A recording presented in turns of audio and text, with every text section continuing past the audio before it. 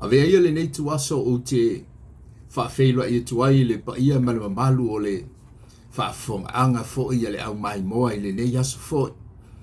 Whaaftai le atua ia ono le nei fo ia avanoa. Whaiai o na sila mai va i atu. Whaafeilua i atu i le suafa manu malo. O no tātou wali i o Yesu Keriso. Pa anga masani ale nei por kalame i so se tafa ma so se tuli manu le rolangi. Ia e ofo alofa atu. E le ngate e lea o nai o a inga i so se tuli manu le rolangi. O lo o whapena o na utou maua mai ai. Ia le nei por kalame. Ia e momoli atu le anganga whaaftai tele. Ma lo whaititalo. E telitonu lo loto o lo tātou vala. Iso se tuli mano le rolangi u whapena o na tau fia o tau. Tau te ngaha lue ai. Ia ma whaatino ai o tau tiute.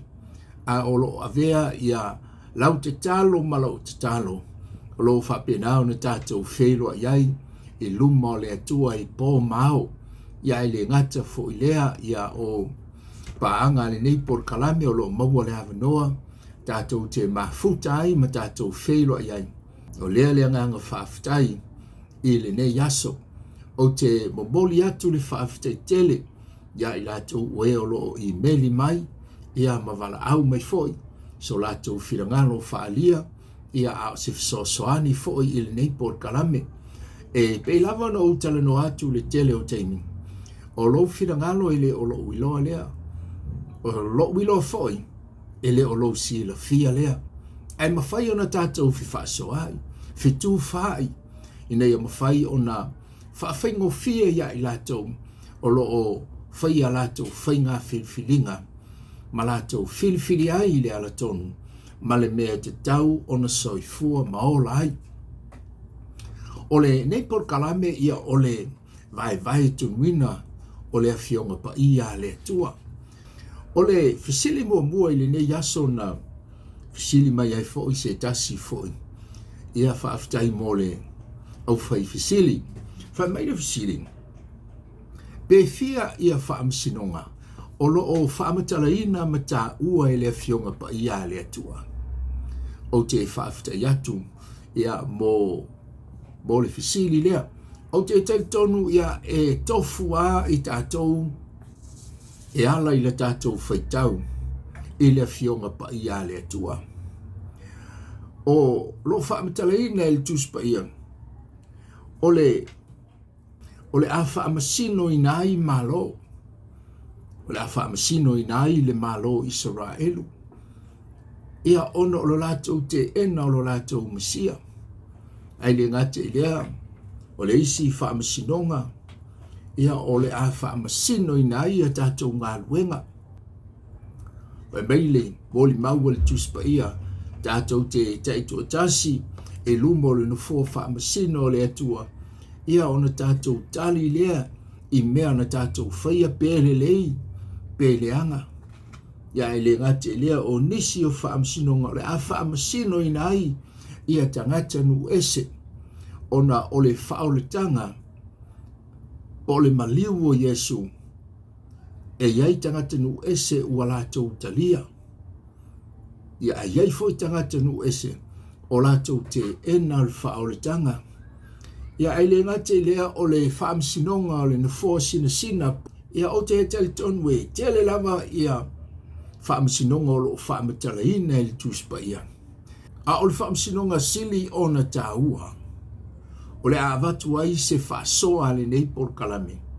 O lo tāua lea i le mua le Peteru o lo na mata upe whaa. A o le whai upe si fulmane fitu. Whai mai Peteru, a wā ona ponei ua a mata ai le whaamasinonga. O le whanaua le atua. Ona ponei o lo na winga o le taimi le nei. O le aso ama le taimi na toi soifua manu malo ai Yesu mai le tuunga mau. O le taimi le nā, wa a mata ai le whaamsinonga lea. O le ale a whaamsinonga. O le whaamsinonga o i lātou te talia ina le alo le atua. I le Ioane o lor mita au kumomua, whai upo e sifurmane lua, whai mai au i lātou uma o ena talia o ia. Whātua i lona suafa. Na ia avatu ia i lea manuia. E avea i lātou mawhānaua lea tua. O le whaamsinonga lea. O le whaamsinonga o le sātauro. O lea lava la tātou te whewa i le teimile nei. Lea e te soifua ma o wolai. O lea lava lai whaia tātou whainga whirwhiringa. O lo tātou whewa i whaatino tātou tiute. A o lea o lo whaamasino ina i tātou. O le alo no winga. O lo whaia tātou whainga whirwhiringa. Po o le talia o le alo o le atua. Po o le te ena. Po o lo tātou i oe i le whaoletanga. Po o lo tātou te ena o le maliu o Yesu i le satauno. Whai mai le tala pe te unu. Awa o ona po nei. O lo o whai ei le whaamsinonga. O le whanau le atua. O lea lavalapi ono o tā ua. O lea tātou te whewa. A o lea ua a mata lo tātou whaamsinonga. Le whaamsinonga leo o le satauno. Whaamsinonga o le whaoletanga. Pe tātou te talia le alo le atua. Pe tātou te ena. O le ala le whirangalo le atua. I lo soi fua malo uola ai vala au mai le atua e ala i le malanga le maliu maleoti. Ua umalo tātou whaamsinonga. E le isi toi whaamsinonga. O Kerisiano po o tangata ua lātou whiriwhiriina Yesu e avea o i e whai maali i ma whaaola i o lātou olanga. Ua umalo lātou whaamsinonga. Le tā ua o le whaamasinonga o le sātauro. Le tā ua na nā o le whaamasinonga i le teimile nei. Le whaiai a tātou whainga whirwhiringa o le talio o Yesu po le te ena o Yesu. A whai tātou te talia Yesu i le teimile nei. O lo tātou i unga ma lo tātou taunu unga. O le ola e whaavavau. Ai a whai tātou te ena le alo le atua. Le na maliu i le sātauro mōlo tongi ola ma lo whaoleina. A whai tātou te ena. O le eiso tātou whaamoe moe i le ola e whaavavau. Le tā ua le nā le whaamsinonga lea. Le teimile nei, le e te soifua ma o wolai. O le teimi e whai iai a tātou whainga whirwhiringa. Whai maile mo le maua le apostolo o Paulo. E le ai se salamo i tala atu o le tuunga mau. E le ai foi ni mea tātou te toi whaia pe toi whaiai na tātou whainga whirwhiringa. Pese i o tātou whaatali se i tātou tau nuu i le langi. Ia ona tusi a ao lea o le atua po fia tātou te o iai. Pe tātou te o i le manuia. Pe tātou te o i le malaya. Le au whaafafonga i le nei aso. Le taimi le nei. Le e te sila mai ai ma o vaavai atu. E whaiai a tātou whainga whirwhiringa. Tātou te le to e salamo. I tala atu o le tuunga mau. Whai maile mo le mau o le poto o Solomona. O a mea uma tātou te loa e whai le taimile nei. Do it now. Lono winga whai le taimile nei aisea.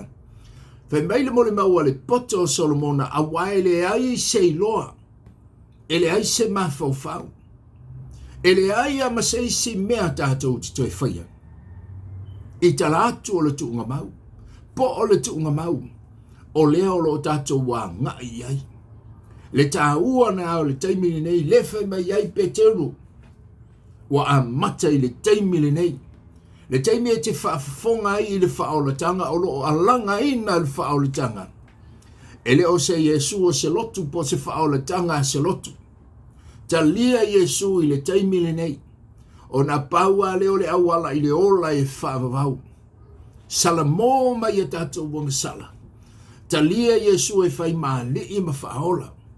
Wana o ia e whaamanga luina i a tātou wang sala. E le istangata i le o langa le nei. Na te whaamanga luina la wang sala ma la wang sala aisea. Ale whai meil mo le mau le apostolo Paulo i lana tusi a Roma. A wanga sala tangata uma. Ma ua le o i le vi inga mai le atua. Wanga sala tangata uma. Ma ua le o le vi inga mai le atua le tāua le nā. O le afio mai o Yesu i le lalo langi le nei. Saunia lo whaoletanga ma lo whaoletanga. Talia o ia.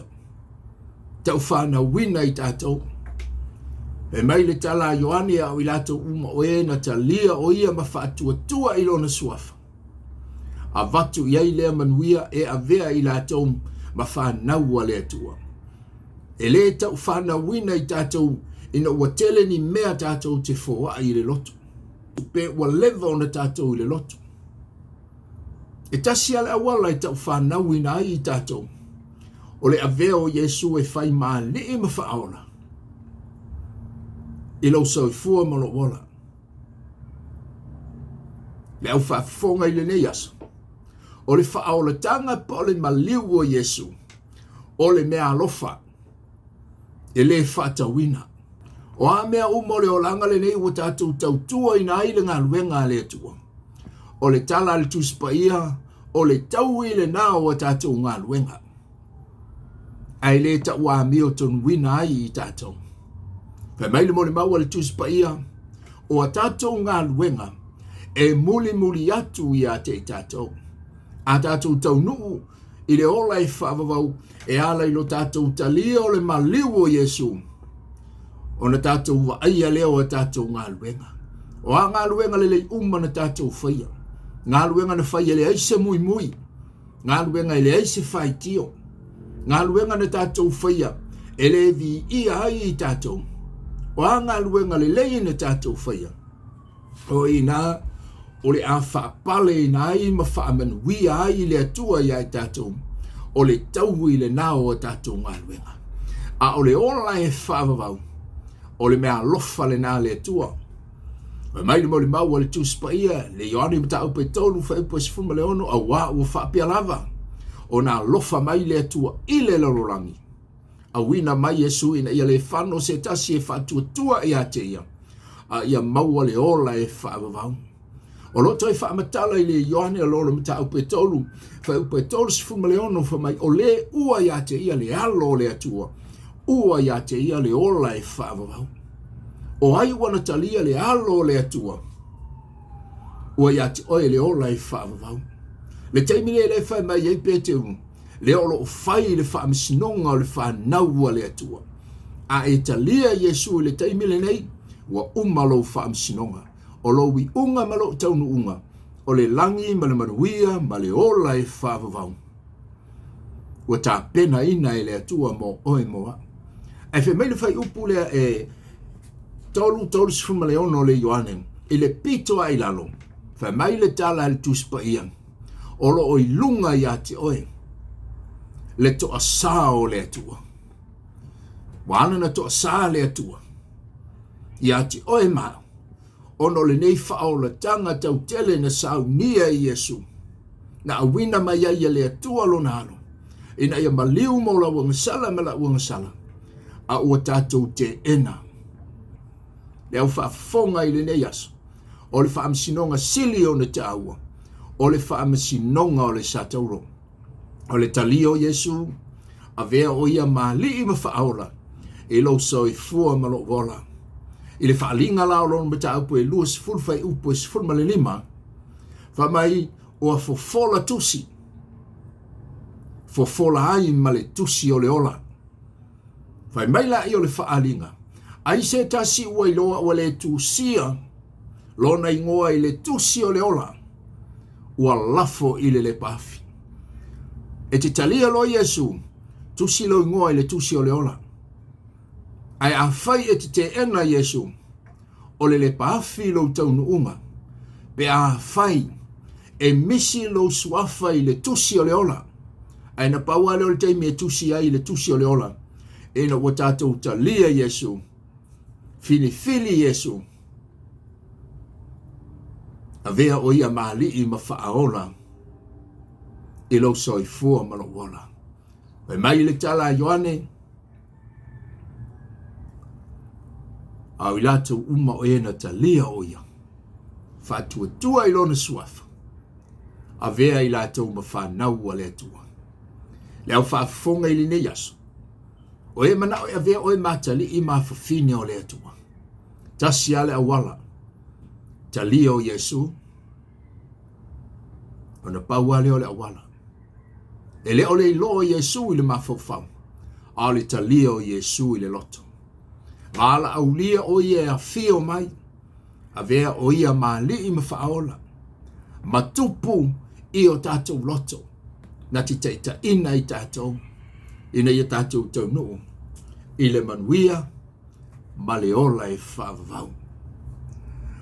O le fesili lo na lua whai mai.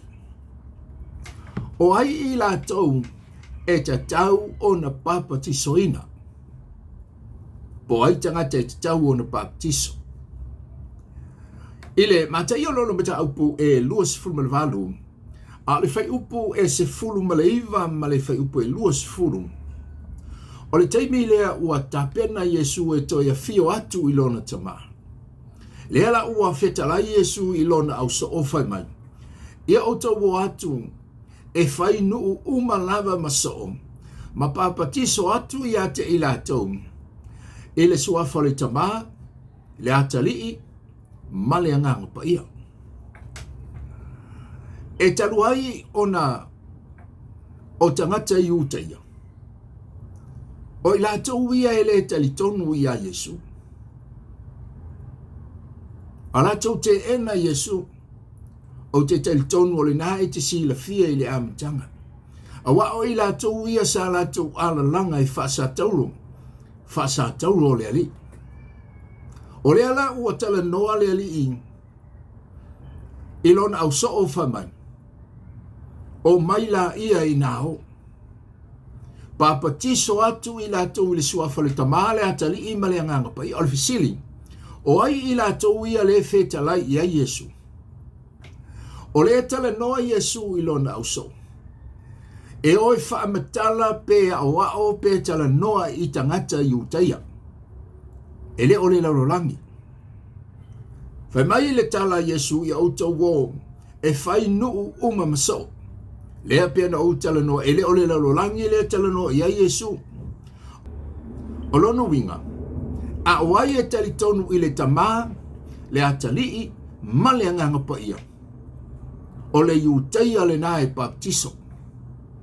Wai la ole a talitonu I le suafa le tama le atalii ma le anganga pa ia. O ila tau ia e ui le vai o le baptisonga. Lea pia ona o tala noa. O iutaia e le talitonu ia Yesu ma le anganga pa ia. O lo o whaatali iutaia lo la tau Mesia. Ele ima mao atu nei na tu whaatasi ai ia le malo Israelu. Wala tau vala au I le atua.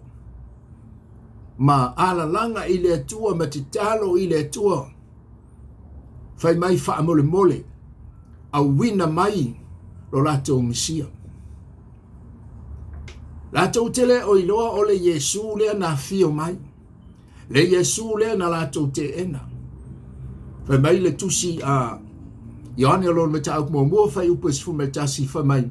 Na maliu mai o ia ilona lava nuu. Ai te ena o ia e ona lava te ngata. La tau tele o iloa la o lo la tau Mesia lea na fio mai. Lea ua toia fio I le langi. Lea lea o matua te ena e tangata I utaia ia Yesu. A lea la ua tala noa Yesu lona au so ufa mai o maila ia I nao. O aile utaia e talitonu. E le ngata o le tama. A o le alatou talitonu ia Yesu o ia o lo latou tupu. O ia o le whaaola. O ia o le whaivavenga. Ai le ngata I lea. Talitonu I le nganga pa ia. O le tauta o lua ma I latou I mea uma. O ai o le a talitonu iang. Papa tiso loa. O le fisili la. O ai I latou. E wia le vai o le baptisonga. O le tali ele nei por kalame. O ta ngata I utaia.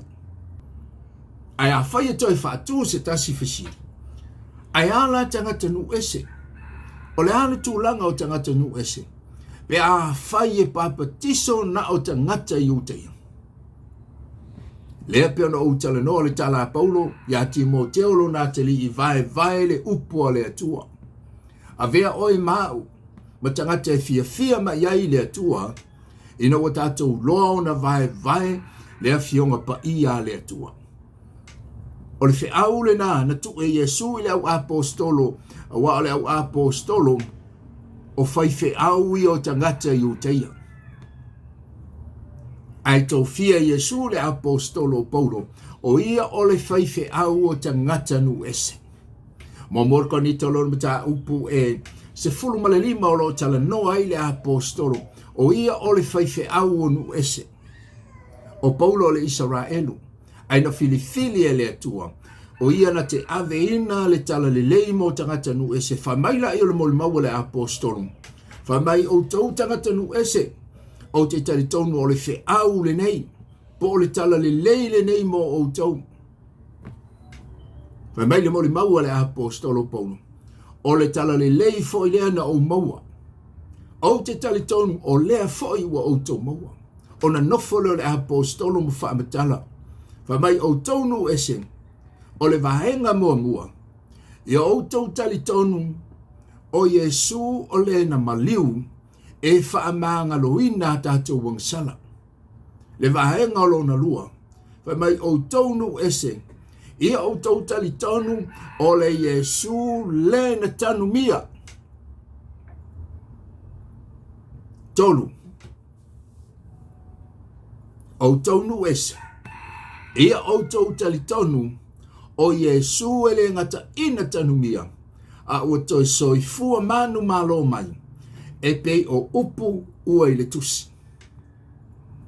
O tangata nu ese la, ele papiti soina, a o ila tau ia e whaatua tua, matali tonu ile maliu o Yesu, whai mai Paulo, nu ese, talitonu o le Yesu o le na maliu mo tātou ang salalua, le Yesu o le na tanumia, le Yesu le o toi soifua manu malo mai.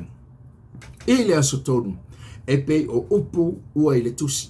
O le tala le leila mo tangata nu ese, o le tala le le ala I le whaatua tua, I le maliu o Yesu le au whaafonga I le ne yaso. O le taimia e te talitonu wai, whaatua tua ia Yesu, whaatua tua o ia ma ngalo ia tātou ang sala. O le na tanumia masoifua manu malo mai, ta uami o tonuina I tātou, I le whaatua tua. So se nu ese ana, e le ta uami o tonuina I tātou, e na ua tātou baptiso. O le awalo nu ese ta uami o tonuina ai, ina walatou talitonu, I le maliu o Yesu, whaatuatua I le taulanga tau niola, na saunia Yesu, I le satauno. A I le whai upu la e lua sifuru, whai mele whitalai ngā Yesu, I lona auso, le whi au le mo tangata I utaia. Whai mai Yesu I autou wa awa o atu, matausi I mea uma, ua au whai e tuai. A wao. A wao ia I utaia, o Yesu o le whaola, o ia o le whai vavenga. Tani tonu I le anganga pa ia, o ia o le fisosoani. O na papatiso lea, lua, whai mai matausi I mea uma ua au whai e tuai. O le alo no winga, a o le ale mea tausi. A uma na o ao, tausi loa. O lo tala noa I le tula fono. A wafo I o utaia o le tula fono. Wa mai tausi I mea uma. O a mea uma. E whaatatau I a utaia. Tausi. Le tula fono. Tangata I utaia. Tausi le tula fono. Whaatasi ai I marisapati. O le whiau le nā, mō I utaia. E leo se whiau monu ese. Tu la fono mō I utaia, le alofa tu noa mō ta ngata nu ese. o yu taiana o ngā luenga a lewa me tala tuspa ia tausi a lonu winga o le me fai o le me fatino a lo tala noa paulo lana tusi a konito na o lo utali tonu ma e fatuatua e le taulanga na sau nia Yesu ta wami o tonuina i tato i o se sosoani na nei por kalami au fafafonga i le nei aso Pea ona tala noa ia le apostolo Petero fa mai ona ponei wa a mata ai le whaamasinonga o le whanau le atua. A maua le nei awa noa e te sila mai ai le nei porkalama. A whai le whai e sau whai ngā whiriwhiringa. Se awa noa le lei mo oe. Whiriwhiri Yesu. Ta lia o ia. Whaatanga le ani o le ola e a fio mai i lo whiringalo. Whai e se whaai unga tonu. Se whiriwhiringa tonu. Ai le yo o i le teimi ma le aso. E wala au mai ai Yesu. Pāmanuia le tua i whaafunga anga si o tātou atunu uile nei aso. Ona o Yesu. Amen.